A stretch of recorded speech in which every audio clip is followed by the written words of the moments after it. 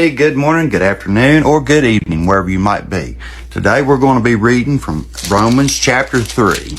Let's get started. What advantage then hath a Jew, or what profit is there of circumcision? Much in every way. Chiefly because that unto them were committed the oracles of God. For what if some did not believe? Shall their unbelief make the faith of God without effect? God forbid, yea, let God be true, but every man a liar. As it is written, that thou mightest be justified in thy sayings, and mightest overcome when thou art judged. But if our unrighteousness condemn the unrighteous of God, what shall we say? Is God unrighteous? Who taketh advantage? I speak as a man. God forbid. For then how shall God judge the world? For if the truth of God hath more abundant through my lies unto his glory, why yet am I also judged as a sinner? And not rather as we be slanderously reported, and as some affirm that we say, let us do evil, that good may come, whose damnation is just. What then? Are we better than they? No, in no wise. For we have before proved, both Jews and Gentiles, that they are all under sin. As it is written, there is none righteous, no, not one. There is none that understandeth. There is none that seeketh after God. They are all gone out of the way. They are together become unprofitable. There is none that doeth good, no, not one. Their throat is an open sepulchre. Their tongues they have used deceit.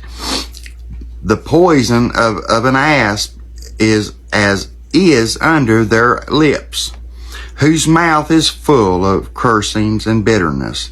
Their feet are swift to shed blood. Destruction and misery are in their way, and the way of peace have they not known. There is no fear of God before their eyes. Now we know that what things soever the law saith, it saith to them who are under the law, that every mouth may be stopped, and all the world may become gentle before God. Therefore, by the deeds of the law, there shall no flesh be justified in his sight, for by the law is the knowledge of sin.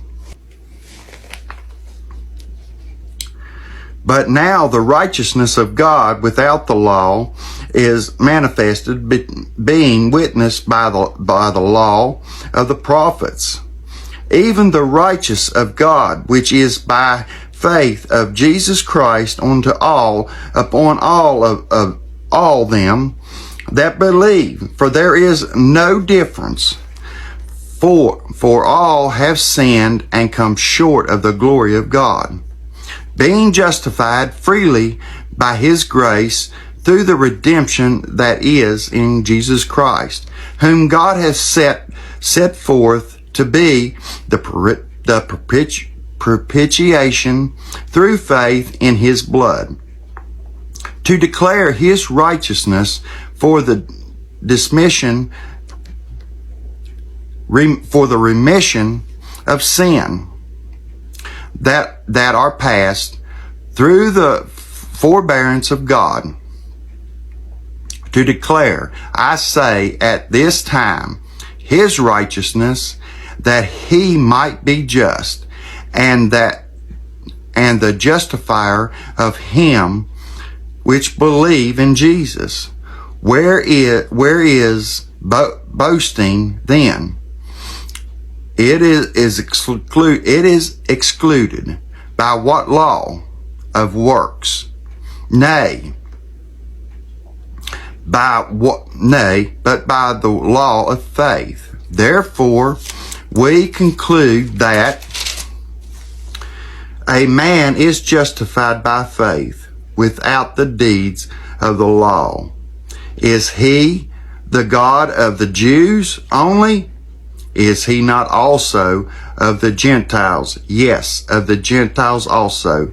Seeing it is one God, which shall justify the circumcision by faith, and uncircumcision through faith. Do we then make void the law through faith? God forbid. Yea, we establish the law. Okay, now for a short summary of Romans chapter 3.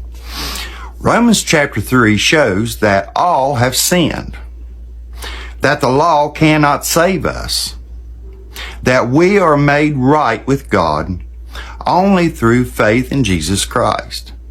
It is a fundamental chapter for the understanding of the doctrine of justification by faith, a central truth of the gospel. Amen. God bless.